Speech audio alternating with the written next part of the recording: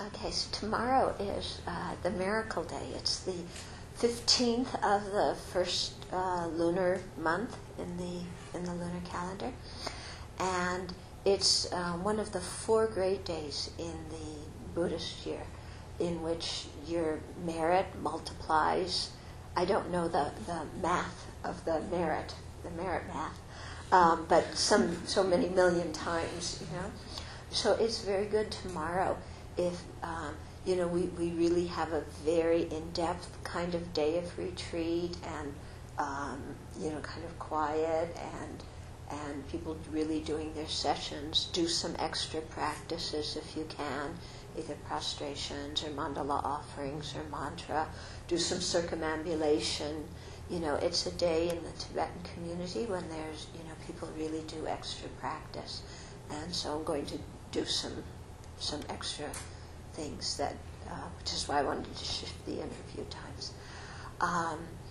And the reason for this is that at the time of the Buddha, there were some of the matted hair ascetics who had developed different magical powers, and they challenged the Buddha to a contest, because the Buddha was getting to be a little bit too famous for their liking, and thought that they would be able to defeat him in the miracle contest. And of course the Buddha, he, for him those things are like unimportant.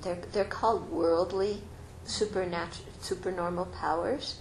So even somebody without any realization of renunciation or wisdom can have those powers. You get them just by concentration, or some people have them just by according to karma.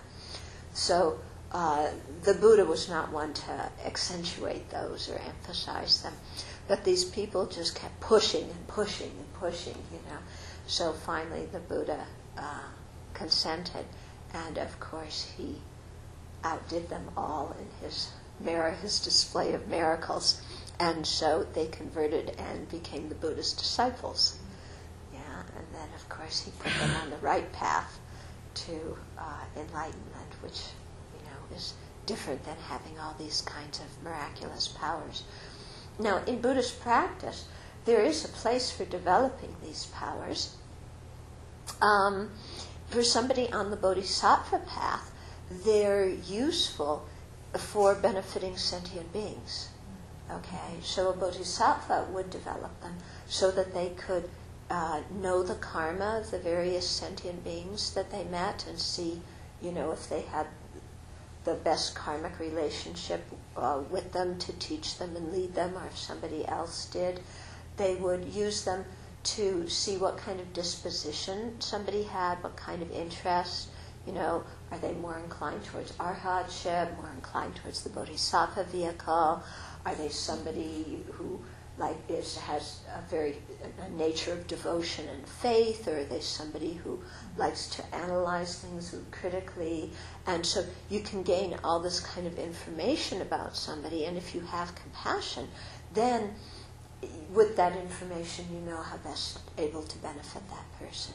And so it's in that way that the bodhisattvas develop these kinds of powers. Okay? And so there's different kinds of powers that they can develop. I think in this case, the ones were the supernormal powers of, like walking on water and going under the earth and flying in the sky and, kind of having fire come out of your body and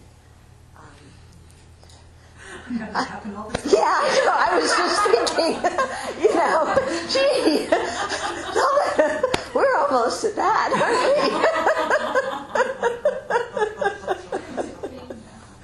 we? Okay. But the main thing is, your bodhicitta practice. That's the most important thing.